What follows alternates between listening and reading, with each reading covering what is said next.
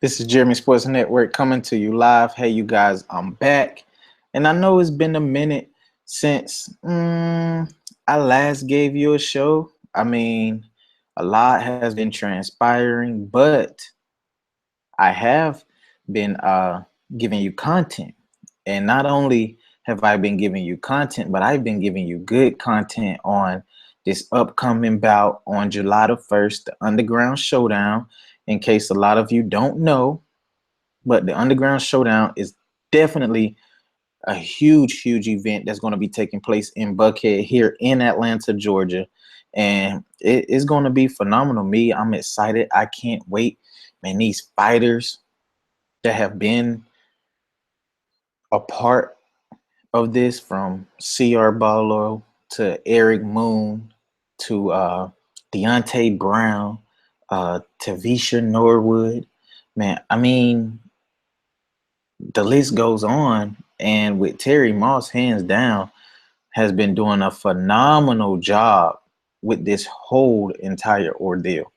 The whole entire ordeal. And to me, I just can't help but be thankful that I'm getting the opportunity to work with these fighters. And like I said, this is about to be great. One thing that I've always learned is, what can I continue to do to keep this thing going afloat, right? And that's getting out here to these gyms and putting the onus on these fighters, right? Like giving them the publicity that they need. And to me, I think that is all the more worth in doing. So, like I said, Underground Showdown is coming definitely on July the 1st. I can't wait to be a part of that. This is going to be an awesome event. But let's talk about this topic though today. Anthony Joshua versus Wladimir Klitschko 2. We getting the second time at this. The first fight, everybody know the first fight was awesome. It was amazing. We was able to see Anthony Joshua touch the canvas for the first time in his career. We was able to see Klitschko go down and come right back like the horse that he is, the dog that he is. And we seen Anthony Joshua pull it out in the 11th round in phenomenal fashion. What's up, Caleb, man? Hey, it's been a minute, bro, since I've been back, but I've been putting out that content, like I said, and I'm back, man. I'm ready to talk some boxing. But definitely back to what I was talking about, man.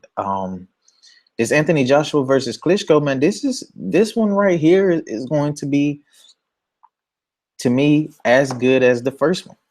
And reason why I say that is because we're going to get into the details on what is actually like taking place throughout this whole entire ordeal.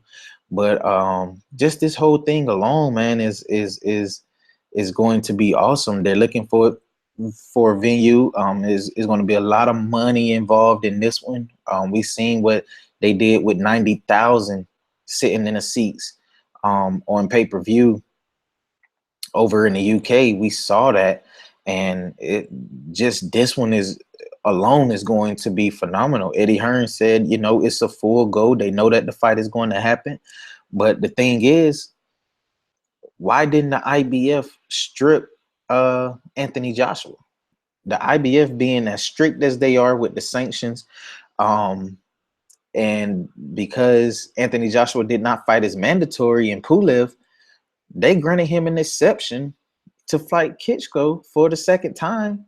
But they said that the bout has to happen before December 2nd. So we could be getting that fight as early as October, November, before the year ends. And how awesome would that be if we're able to get that fight definitely right in the midst of right after the Triple G versus Canelo, or the Floyd Mayweather versus Conor McGregor. So the three biggest fights that we would have this year, which we already seen, Anthony Joshua versus Wladimir Klitschko, but we're going to see Saul Canelo Alvarez take on Gennady Golovkin, and then turn around and see Floyd Mayweather take on Conor McGregor, which like those are the three biggest money fights that we've had so far this year. And to me, that is almost a blessing for the boxing world because with everything that has been taking place and transpiring throughout this year alone in boxing, I believe this has been we've been putting on a phenomenal uh, showing of fights. We had Keith Thurman, Danny Garcia, right? We had Keith and Danny go at it. And then we had Andre Berto versus Sean Porter. We're getting Adrian Broner versus Mikey Garcia. Um, we're getting so much good boxing. You know, Gavante just went overseas to defend his title against Lim Wash and was able to come out victorious. Errol Spence taking on Kell Brook, and he came out victorious. Errol Spence did. This has just been the year for boxing, and to me, you can't help but be proud of what it is that you're getting as a boxing fan. But back to the Anthony Joshua versus Klitschko, like I said, the IBF did not strip Anthony Joshua of the title, which we know they are very strict with the IBF. They are very strict with doing that, but I believe they did it because Pulev really, even though he's a contender and he's the mandatory for the IBF, who is the biggest name on his resume besides him fighting Klitschko? And when he did fight Klitschko, what happened? He got knocked out. So he's 25-1. He got knocked out by Klitschko. So Pulev is really not as good as we may think he is, but people are saying he poses a threat to Anthony Joshua. How?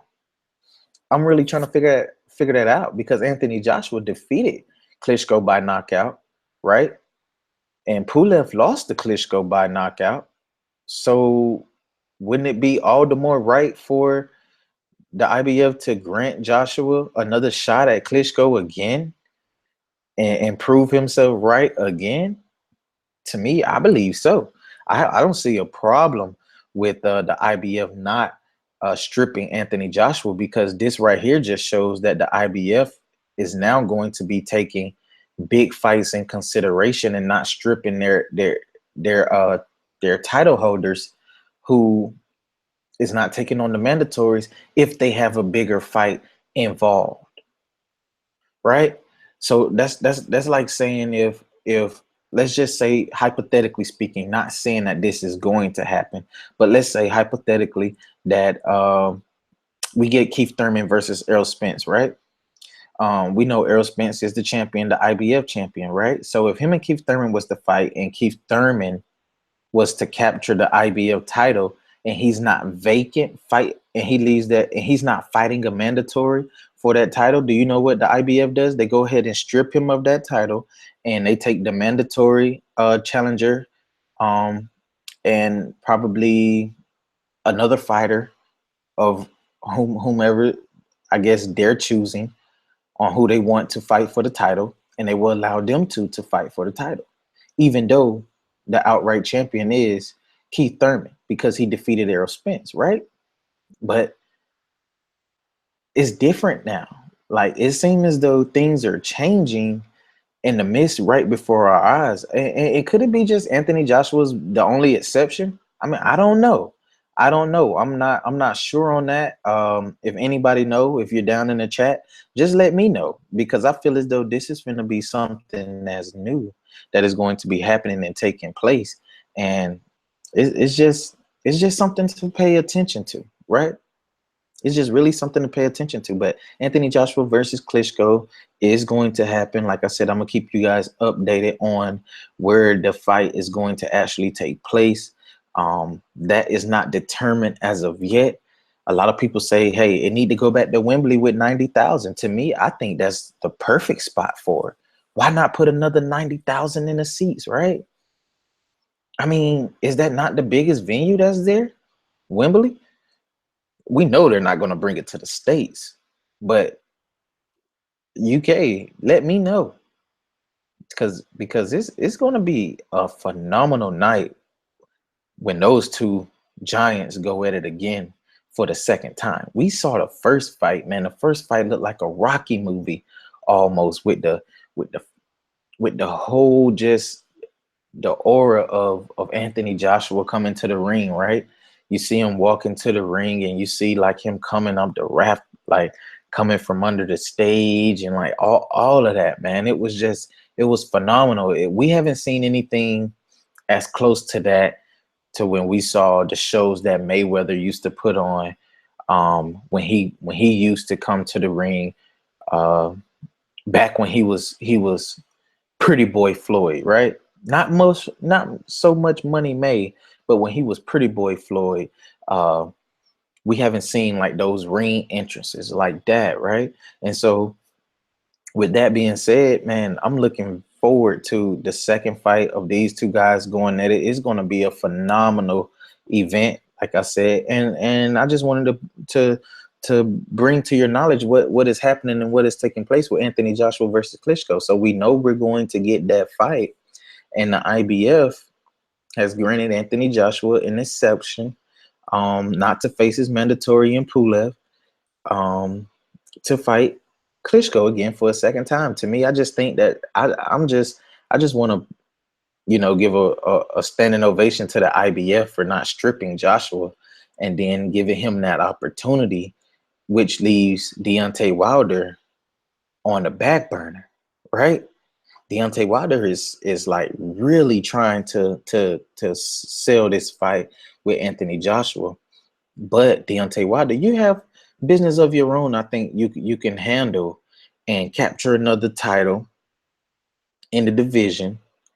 And when you capture another title in the division with the WBC, you capture the WBO. Then guess what? Why not? Because it seemed as if Anthony Joshua gets done with Klitschko again, he'll go ahead and face his mandatory in Pulev, right? And then after Pulev, then we'll get the Deontay Wilder fight. So I'm thinking that this fight against Deontay Wilder could happen sometime next year. Sometime next year, in the middle of next year. It could be in the fall sometime. That's what it seems like so far right now. But nothing is set in stone.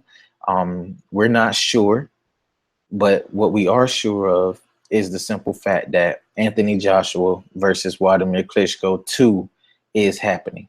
So this is Jeremy Sports Network, man. I had to come and bring you guys this quick video, and it's blessed to be back, man. Back on the scene, man. My last Mac fried on me.